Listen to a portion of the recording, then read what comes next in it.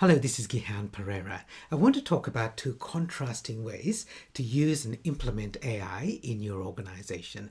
Both of them have benefits, both of them can work, but I think one of them is easier for most leaders in an organization to do, especially if you're not the leader of an IT department or a very technical group of people.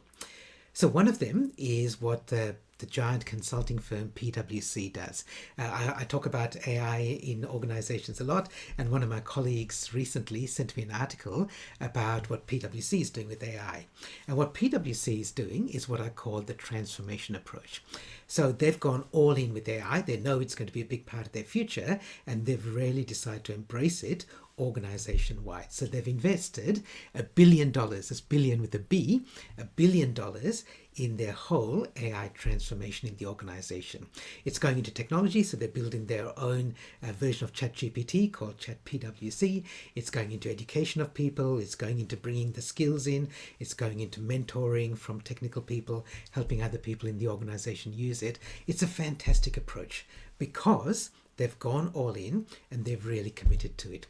And your organization might be doing something similar. Now, it's a great approach if you've got $1 billion or if you've got a lot of resources to put into it, because it is a big job. And if you don't commit to it fully, it can take a long time to do. In fact, I was talking to somebody, a senior leader in another organization, I won't say which one, and she said that they're going through this transformation process as well in their organization. But she says it's going to take 2 years for them to complete it. And until then, they're not going to allow their employees to use AI within the organization because it's unreliable, it's inaccurate, and there are some biases and there's some problems. So it's going to take 2 years for them to do that. Now, of course, in 2 years' time, AI will have changed in huge ways. Nobody even knows exactly what it's going to look like. But even leaving that aside, for that 2 years, their employees are missing out on the opportunity to take advantage of and leverage AI in their roles. And of course, that means the organization's missing out as well. So, transformation approach, don't get me wrong, fantastic approach, but you've got to go all in with it. The other approach, which is the contrast to AI transformation, is AI projects. And this is, rather than being top down, the whole strategy of the organization, the whole transformation of the organization, it's going to be bottom up, or rather throughout the whole organization. So individual leaders and managers help their teams run AI projects, small scale AI projects, things that can be done within 90 days, so 3 months. So it's relatively small scale, and it definitely generates value for the organization in one of 4 ways, actually 5 ways. So the 4 key ones, the 4 obvious ones, it'll either to do with money, it'll save money or make money. The second one's around time, it'll save time or boost productivity. The third one is around stress, anxiety, well-being.